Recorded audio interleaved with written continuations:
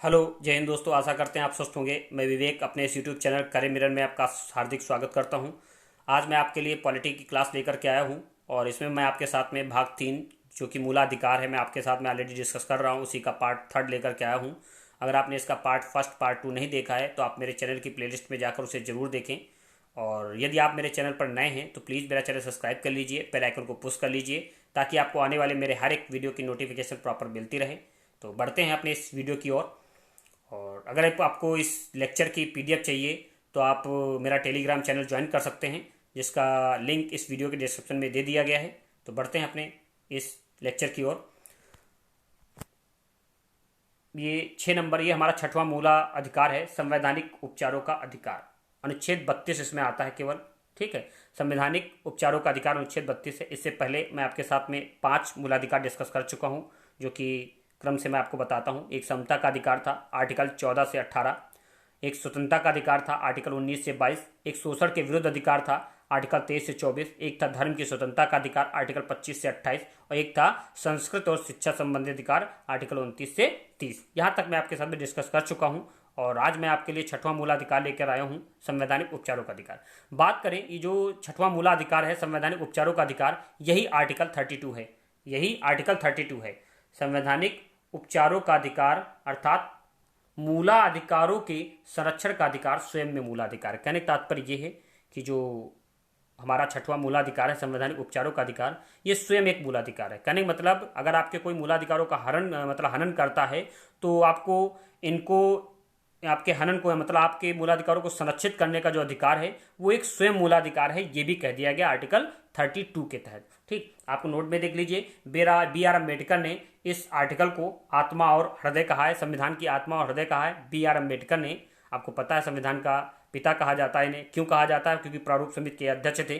ठीक, तो ये जो बी आर अम्बेडकर, इन्होंने संविधान की आत्मा और हृदय किसे कहा है? तो आर्टिकल 32 संवैधानिक उपचारों का अधिकार जो है, इसे बताया है कि ये संविधान की आत्मा और हृदय है। और आपको बता दें, इस आर्टिकल 32 के तहत सुप्रीम कोर्ट जो है वो 5 प्रकार की रिटें जारी करता है। इस आर्टिकल 32 के तहत सुप्रीम कोर्ट 5 प्रकार की रिटें जारी करता है, ये आप याद रखेंगे। और आपको बता दें, हाईकोर्ट जो 5 प्रकार की रिटें, यही 5 प्रकार की रिटें हाईकोर्ट भी जारी करता है। वो किसके तहत जारी करता है? तो वो आर्टिकल 226 है, आप याद रखेंगे। आर्टिकल 226 के तहत 5 रिटें वो भी जारी करता है। कौन? हाईकोर्ट। ठीक, आप याद रखेंगे। ठीक, बात करते हैं, आपको ये आर्टिकल समझ में आ गया होगा कि आर्टिकल 32 क्या है। जो हमारा 6वां मूलाधिकार है वही आर्टिकल 32, यानी संवैधानिक उपचारों का अधिकार। अगर आपको डिटेल में बताना है तो आप ये कह सकते हैं कि हमारे मूलाधिकारों के संरक्षण का जो अधिकार है वो स्वयं में ही एक मूलाधिकार है, आप ये याद रखेंगे। ठीक, बात करते हैं नेक्स्ट पॉइंट की। बात कर लेते हैं रिट की, कि रिट क्या है। तो ये रिट हमने बताया, सुप्रीम कोर्ट जो है वो आर्टिकल 32 के तहत 5 रिटें जारी करता है। वो रिटें कौन सी हैं? बंदी प्रत्यक्षीकरण रिट हो गई, परमा आदेश रिट हो गई, और यह अधिकार प्रच्छा रिट हो गई, प्रतिषेध रिट हो गई, यानी उत्प्रेषण रिट हो गई। ठीक, ये रिटें हैं, habeas corpus, mandamus, quo warranto, prohibition, है ना। ये जो 5 रिटें हैं इस प्रकार दी गई हैं। बात कर लेते हैं पहले बंदी प्रत्यक्षीकरण रिट की। इसके आगे लिखा हमें सही चाहिए, मैंने छोटा सा दे दिया क्योंकि एग्जाम में मैचिंग करने के लिए ऐसे दिया गया था, इसलिए मैंने मेंशन कर दिया आपके लिए। ठीक, तो याद रखेंगे, बंदी प्रत्यक्षीकरण रिट का मतलब ये होता है कि हमें स्वतंत्रता चाहिए, हमें हमारे शरीर की स्वतंत्रता, मतलब कोई भी व्यक्ति अवैधानिक रूप से आपको बंदी नहीं बना सकता है। आप याद रखें, बंदी प्रत्यक्षीकरण रिट में यही दिया गया कि आपको कोई भी व्यक्ति बिना किसी कारणवश आपको बंदी नहीं बना सकता। अगर ऐसा करता है तो ये आपके मूलाधिकारों का हनन होगा और आप आर्टिकल 32 के तहत सुप्रीम कोर्ट से कह सकते हो, और सुप्रीम कोर्ट इस रिट को जारी करके आपसे जवाब पूछेगा, मतलब जो व्यक्ति आपको बंदी बनाएगा उससे जवाब मांगेगा कि आपने किस अधिकार से इस व्यक्ति को बंदी बनाया है। बात करते हैं परमादेश रिट की। ये कहता हम आदेश देते, परमादेश आदेश में, मतलब इस रिट में ही आता नाम आदेश, है ना, मतलब हम आदेश देते। कहने का मतलब ये है कि जब लोक सेवक, जो हमारे लोक सेवक हैं, वो काम ना कर रहे हों, अर्थात वो भ्रष्ट हो गए हों, तो ऐसी कंडीशन में सुप्रीम कोर्ट इस रिट को जारी करके उनसे पूछता है कि आप ऐसा क्यों कर रहे हो, ठहर जाओ, ये आपको वार्निंग है, ये लास्ट वार्निंग है, ऐसा वो आदेश दे सकता है सुप्रीम कोर्ट परमादेश रिट जारी करके। ठीक है, बात करते हैं अधिकार प्रच्छा रिट की, यानी क्यू वारंटो। किस अधिकार से, इसका तात्पर्य इसमें निक मतलब छोटा सा एक अर्थ दे दिया, किस अधिकार से। कहने तात्पर्य ये है कि यदि कोई व्यक्ति बिना किसी योग्यता के किसी पद पर आ जाए तो सुप्रीम कोर्ट इस रिट को जारी करके उससे पूछता है कि आप किस अधिकार से इस पद पर आए हैं, या किस अधिकार से आपने इस पद को धारण किया है। जैसे मान लीजिए कोई व्यक्ति बिना किसी योग्यता के सांसद बन जाए, या ये कोई व्यक्ति बिना किसी योग्यता के आईएएस बन जाए, तो सुप्रीम कोर्ट ये रिट जारी करके उससे पूछेगा कि आप किस अधिकार से आप किस योग्यता के दम पर आप इस पद पर आए हैं, ये आप हमें जवाब दीजिए। ठीक, बात करें प्रतिषेध रिट की, ये कहता है ये रिट जो है सुप्रीम कोर्ट अपने अधीनस्थ न्यायालयों को जारी करता है, जैसे कि हाई कोर्ट। ठीक, अगर इस रिट को जारी कर सुप्रीम कोर्ट इस रिट को जारी करता है और वह अपने अधीनस्थ न्यायालय से पूछता है कि आप अपने किस अधिकार क्षेत्र से बाहर जाकर इस मुकदमे की सुनवाई करते हैं। कहने का तात्पर्य यह है कि प्रतिषेध रिट में यदि हाई कोर्ट अपने अधिकार क्षेत्र से, मतलब ऐसा कोई जो इसका अधिकार क्षेत्र, उस अधिकार क्षेत्र से बाहर जाकर किसी मुकदमे की सुनवाई, मतलब ऐसा कोई मुकदमा जो उसके अधिकार क्षेत्र में नहीं आता है और हाई कोर्ट उसकी सुनवाई कर रहा हो, तो सुप्रीम कोर्ट प्रतिषेध रिट जारी करके हाई कोर्ट से पूछ सकती है कि आप किस अधिकार से इस मुकदमे की सुनवाई कर रहे हो, और वो उस मुकदमे को अपने पास ट्रांसफर करवा सकती है, ये प्रतिषेध रिट के द्वारा। ठीक है, बात करें उत्प्रेषण रिट की, तो ये पूर्णतया सूचित कीजिए। इसका तात्पर्य ये है कि यदि अधीनस्थ न्यायालय अपने अधिकार से बाहर किसी मुकदमे पर फैसला दे दे, मतलब अभी हमने बताया कि प्रतिषेध रिट में वो अधिकार से बाहर किसी मुकदमे की सुनवाई करती है, लेकिन उत्प्रेषण रिट में मतलब सुनवाई करने के साथ साथ वो उस पर अपना फैसला भी दे दे, तो ऐसी कंडीशन में सुप्रीम कोर्ट इस रिट को जारी करके उसके निर्णय को रद्द कर देती है, यानी पूर्णतया समाप्त कर देती है। आप ये बात याद रखेंगे। तो 5 प्रकार की रिटें हैं, जिसमें आप ये रिट बहुत जरूरी याद रखिएगा, बंदी प्रत्यक्षीकरण, जो कि बहुत बार एग्जाम में पूछी गई है और पूछी भी जाती है यही ज्यादातर मोस्टली।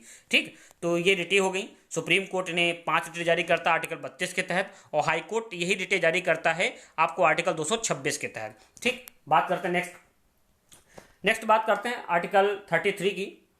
तो ये कहता है यह संसद को अधिकार देता है, ये आपके मूलाधिकार 6 मैंने बता दिए, आर्टिकल 33 है, इसमें कुछ प्रावधान है जो बचे हैं। 35 तक अनुच्छेद बताए थे, आर्टिकल 12 से 35 है। तो इसमें जो आर्टिकल 33 है, कह रहा है यह संसद को अधिकार देता है कि वह सशस्त्र बलों, अर्धसैनिक बलों, पुलिस बलों व खुफिया एजेंसियों व अन्य के मूलाधिकारों पर प्रतिबंध लगा सकती है युक्त तरीके से। कहने का मतलब यह है कि संसद जो है वो इतने व्यक्ति जो बताए गए हैं आपके, संसद सशस्त्र बलों, अर्धसैनिक बलों, पुलिस बलों व खुफिया एजेंसियों व अन्य के मूलाधिकारों का हनन कर सकती है। क्यों करेगी और क्यों ना करे, आप ये समझिए। जैसे कि मान लीजिए पुलिस है, ये कहे कि ऐसा है भाई, होली का त्यौहार है, मुझे तो घर जाना है और मुझे अपने परिवार के साथ में छुट्टियां मनानी है, तो ऐसा करेगा तो आप सोचो कि देश की रक्षा कौन करेगा। ठीक, तो आपके मूलाधिकारों का हनन हो गया। जैसे कि मिलिट्री का जवान है, वो बॉर्डर पर खड़ा है, वो कह दे कि नहीं भैया फेस्टिवल है, मुझे अपने फेस्टिवल मनाने के लिए घर जाना है। ठीक, तो वो कहे ये मेरा मूलाधिकार है, मुझे छुट्टी चाहिए, ये मेरा मूलाधिकार है, तो मुझे घर जाना है। तो ऐसी कंडीशन में क्या कर संसद उसके मूलाधिकारों का हनन कर सकती है। इसके लिए आप कोर्ट नहीं जा सकते। मतलब इतने व्यक्ति जो हैं, सशस्त्र बल हो गए, अर्धसैनिक बल हो गए, पुलिस बल हो गए, खुफिया एजेंसी हो गई, ये अपने अधिकारों के हनन के लिए, मूलाधिकारों के हनन के लिए कोर्ट नहीं जा सकते हैं, आप याद रखेंगे। और क्या अन्य के मूलाधिकारों, अन्य की बात करें, जैसे कि अन्य में आ जाती है आकस्मिक सेवाएं, जैसे मेडिकल है, अब जैसे छुट्टी हो गई तो हॉस्पिटल बंद कर दो। ठीक, टेलीफोन सर्विस है, छुट्टी हो गई, रेलवे है, बस है, लाइट है, मतलब ये कोई फेस्टिवल होता है, छुट्टी होती है, इन सबको बंद कर दो। तो अगर इन सबको बंद कर दिया जाए तो क्या होगा, आप समझ सकते हैं। ठीक, तो ये मेडिकल है, जैसे डॉक्टर लोग हैं, टेलीफोन सर्विसेज हैं, यानी टेलीफोन मोबाइल है, कर दो। जैसे 2 दिन के लिए दीपावली की छुट्टी दी गई, 2 दिन के लिए फोन ना चले, नेटवर्क, डाटा और इंटरनेट सब बंद कर दिया जाए, तो कैसा फील होगा, है ना। तो ये आप इसके लिए कह सकते हैं कि आप मेरे मूलाधिकारों का हनन कर रहे हैं। अगर ये व्यक्ति, मतलब ये व्यक्ति नहीं कह सकते कि मेरे मूलाधिकारों का हनन हो रहा है। क्यों? क्योंकि आर्टिकल 33 के तहत जो संसद है वो इनके मूलाधिकारों का हनन कर सकती है। जैसे रेलवे हो गया, बस है, जैसे रोडवेज बस है, 24 आवर 365 डेज ये चलती रहती है, इनकी कभी छुट्टी नहीं होती। क्योंकि भाई इनकी छुट्टी हो जाएगी, सोचो यातायात सब बाधित हो जाएगा। ठीक, लाइट है, कहते छुट्टी हो गई तो लाइट की भी छुट्टी कर दो, लाइट ना आए 2 दिन, ऐसा नहीं हो सकता। ठीक, तो ये आर्टिकल 33 क्या कहता है कि यह संसद को अधिकार देता है कि सशस्त्र बल हो गए, अर्धसैनिक बल हो गए, पुलिस बल हो गए और खुफिया एजेंसी हो गई, और अन्य की बात करें तो कुछ आकस्मिक सेवाएं हो गई, जैसे मेडिकल हो गया, टेलीफोन सर्विस हो गई, रेलवे हो गई, बस हो गई, लाइट हो गई, इनके मूलाधिकारों का संसद जो है वो हनन कर सकती है। आशा करते होंगे आपका आर्टिकल 33 समझ में आ गया होगा। नेक्स्ट बात करते हैं आर्टिकल 34 की। आर्टिकल 34 कहता है कि इसके तहत यदि भारत में कहीं मार्शल लॉ लागू है, इसके तहत यदि भारत में कहीं मार्शल लॉ लागू है, यानी मिलिट्री शासन लागू है, तो संसद मूल अधिकारों पर प्रतिबंध लगा सकती है। तो संसद मूल अधिकारों पर प्रतिबंध, मतलब ऐसा कोई क्षेत्र है जहां पर राष्ट्रपति शासन, एक तरीके से राष्ट्रपति शासन की बात कर रहा हूं, जहां पर मिलिट्री शासन लगा है, तो संसद वहां पर क्या है, आपके मूलाधिकारों का हनन कर सकती है। तो आप याद रखेंगे आर्टिकल 34 के तहत ऐसा कोई क्षेत्र जहां पर मार्शल लॉ लागू हो तो संसद वहां पर मूलाधिकारों का प्रतिबंध लगा सकती है या मूलाधिकारों का हनन कर सकती है। नोट में आपको बता दिया गया कि मार्शल लॉ शब्द जो है उसका संविधान में व्याख्या नहीं की गई। आप याद रखेंगे मार्शल लॉ शब्द की संविधान में व्याख्या नहीं की गई है। अनुच्छेद 35 की बात करें, अनुच्छेद 35 कहता है मूल अधिकारों से संबंधित कानून बनाने का अधिकार संसद को। मतलब मूल अधिकारों से संबंधित कोई भी कानून बनना है तो उससे बनाने का अधिकार किसको दिया गया है, तो वो केवल संसद के पास है। तो याद रखेंगे मूलाधिकारों को बनाने का अधिकार यानी मूल अधिकार संबंधित कोई भी नियम कानून बनाने का अधिकार जो है वो किसको है, वो संसद को दिया गया है। ठीक है, तो आशा करते होंगे आपको ये आर्टिकल समझ में आ गए होंगे। आर्टिकल 32 संवैधानिक उपचारों का अधिकार बताया मैंने। ठीक, जो हमारा छठा मूलाधिकार है वो स्वयं एक मूलाधिकार है। आप याद रखेंगे आर्टिकल 32 कहता है कि संवैधानिक उपचारों का अधिकार स्वयं एक मूलाधिकार है, यानी हमारे मूलाधिकारों के संरक्षण करने का जो अधिकार है वो स्वयं एक मूलाधिकार है, ये कहता है आर्टिकल 32। और आर्टिकल 32 को ही B.R. अम्बेडकर ने संविधान की आत्मा और हृदय कहा है। और इसके तहत सुप्रीम कोर्ट जो है वो 5 रिटें जारी करता है और आर्टिकल 226 के तहत हाई कोर्ट भी यही 5 रिटें जारी करता है। वो मैंने रिटें आपको बता दी है। और ये आर्टिकल 33 बता दिया कि जो संसद है वो संसद को यह अधिकार है कि वो सशस्त्र बलों, अर्धसैनिक बलों, पुलिस बलों एवं खुफिया एजेंसियों एवं मान्य हो गया अन्य में मेडिकल, टेलीफोन सर्विसेज, रेलवे, बस, लाइट, इन सब के मूलाधिकारों का हनन कर सकती है। ठीक, आर्टिकल 34 बता दिया ऐसा कोई क्षेत्र जहां पर मार्शल लॉ लागू है तो वहां पर संसद उनके मूलाधिकारों का हनन कर सकती है। और मार्शल लॉ शब्द का प्रयोग संविधान में वर्णित नहीं है, आप याद रखेंगे। अनुच्छेद 35 कहता है मूलाधिकारों के संबंधित कोई भी नियम कानून बनाना होगा तो ऐसा अधिकार किसको दिया गया है, तो वो केवल संसद को दिया गया है। ठीक, बात करते हैं अपने टेस्ट की, जो कि इस चैप्टर के पर बेस्ड है और जो कि प्रीवियस ईयर क्वेश्चन से रिलेटेड है। तो आप इस टेस्ट को जरूर सॉल्व करें, क्योंकि अगर आप टेस्ट सॉल्व करेंगे तो आपको पता रहेगा कि एग्जाम में क्वेश्चन कैसे पूछे जाते हैं और आपको थोड़ा समझ में भी आएगा कि आपने ये वीडियो देखा है तो इससे कुछ आपको समझ में आया भी है या नहीं भी। तो आप उस क्वेश्चन का आंसर जरूर दें। तो पहले मैं थोड़ा इंतजार करूंगा ताकि आप इस क्वेश्चन का आंसर दें हमें, उसके बाद मैं अपना करेक्ट आंसर दूंगा। ठीक, बढ़ते हैं, बात करते हैं पहले क्वेश्चन की। फर्स्ट क्वेश्चन कहता है निम्नलिखित कथनों में से कौन सा एक सही है। निम्नलिखित कथनों में से कौन सा एक सही है। पहला कह रहा अधिकार नागरिकों के विरुद्ध राज्य के दावे हैं। अधिकार जो है नागरिकों के विरुद्ध राज्य के दावे हैं, राज्य के कोई दावे नहीं है, तो ये तो गलत हो गया। अधिकार वे विशेषाधिकार हैं जो किसी राज्य के संविधान में समाविष्ट हैं, राज्य का कोई संविधान ही नहीं है, ये भी गलत है। अधिकार राज्य के विरुद्ध नागरिकों के दावे हैं, ये करेक्ट है। जो मूलाधिकार हैं वो राज्य के विरुद्ध नागरिकों के दावे हैं, नागरिकों के दावे हैं, ये करेक्ट है। और अधिकार अधिकांश लोगों के विरुद्ध कुछ नागरिकों के विशेषाधिकार हैं, तो ये भी गलत है। मतलब लास्ट वाला गलत है, दूसरा गलत है, फर्स्ट गलत, तो सही आंसर क्या हो गया, थर्ड हो गया। ठीक, नेक्स्ट क्वेश्चन की बात करें। नेक्स्ट क्वेश्चन कहता है, इसमें मैं थोड़ा समय दूंगा, मैंने पहले क्वेश्चन में समय नहीं दिया था आपको इसमें, ताकि आप इसका जवाब दें। कह रहा है कि पूर्त कीजिए, इस लाइन को पूर्त करना है कि आगे ये फर्स्ट डॉट डॉट लिखा है, यहाँ पे कौन सा शब्द आएगा। कह रहा बिना कर्तव्य के उसी प्रकार है जैसे मनुष्य बिना परछाई के। तो ऑप्शन में है विश्वास बिना कर्तव्य के उसी प्रकार है जैसे मनुष्य बिना परछाई के, या अधिकार बिना कर्तव्य के उसी प्रकार है जैसे मनुष्य बिना परछाई के, या नैतिकता बिना कर्तव्य के उसी प्रकार जैसे मनुष्य बिना परछाई के, या कार्य बिना कर्तव्य के उसी प्रकार है जैसे मनुष्य बिना परछाई के। तो उसका करेक्ट आंसर दीजिए। तो दोस्तों इसका करेक्ट आंसर हो जाएगा क्या, बी, यानी अधिकार। अधिकार बिना कर्तव्य के उसी प्रकार जैसे मनुष्य बिना परछाई के, मतलब अधिकार जो है वो मूल कर्तव्यों में एक तरीके से समाहित है, आप याद रखेंगे। नेक्स्ट क्वेश्चन की बात करें कि बंधुआ मजदूर अधिनियम संसद ने पारित कब किया था, मैं बता चुका हूं आपको। ऑप्शन में है 1971, 1966, 1979, 1981। तो दोस्तों इसका करेक्ट आंसर क्या हो जाएगा, 1976 यानी 1976। तो बढ़ते हैं नेक्स्ट क्वेश्चन के। नेक्स्ट क्वेश्चन कह रहा है निम्नलिखित में से किस एक प्रलेख को किस व्यक्ति की स्वतंत्रता का महानतम रक्षक माना जाता है। निम्नलिखित में से किस एक प्रलेख को किस व्यक्ति की स्वतंत्रता का महानतम रक्षक माना जाता है। स्वतंत्रता का महानतम रक्षक ऑप्शन में रिटें दी हैं, परमादेश रिट है, बंदी प्रत्यक्षीकरण है, उत्प्रेषण है, प्रतिषेध है। देखते ही आपके मन में आंसर आ गया होगा दोस्तों, इसका करेक्ट आंसर क्या हो जाएगा, बंदी प्रत्यक्षीकरण। क्या हो जाएगा, बंदी प्रत्यक्षीकरण। ये क्वेश्चन में एक 3 नंबर क्वेश्चन मिस हो गया है, आप याद रखेंगे, थोड़ा मिसप्रिंट हो गया है, उससे कोई फर्क नहीं पड़ता, आपको क्वेश्चन रिवाइज करना है। बात करते हैं नेक्स्ट क्वेश्चन नंबर 6 की।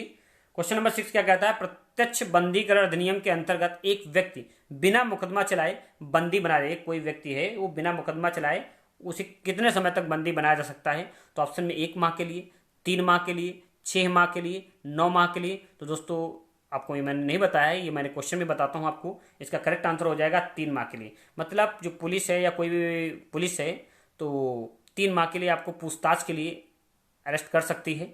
ठीक, तो बंदी प्रत्यक्षिक अधिनियम के अंतर्गत एक व्यक्ति बिना मुकदमा चलाए बंदी बनाया जा सकता है, वो भी 3 माह के लिए। आप याद रखेंगे, एग्जाम में पूछा गया क्वेश्चन है, ये 2017 में आया था यूपीपीसीएस प्री में। ठीक है, तो याद रखेंगे। नेक्स्ट क्वेश्चन की बात करें, कह रहा है कि बंदी बनाए गए व्यक्ति के मौलिक अधिकारों की रक्षा किस अनुच्छेद से होती है। मतलब ऐसा व्यक्ति जो बंदी बना लिया गया यानी गिरफ्तार कर लिया गया है, तो उसके मौलिक अधिकारों की रक्षा किस अनुच्छेद से होती है। ऑप्शन अनुच्छेद 15 है, अनुच्छेद 17 है, अनुच्छेद 21 है, अनुच्छेद 22 है।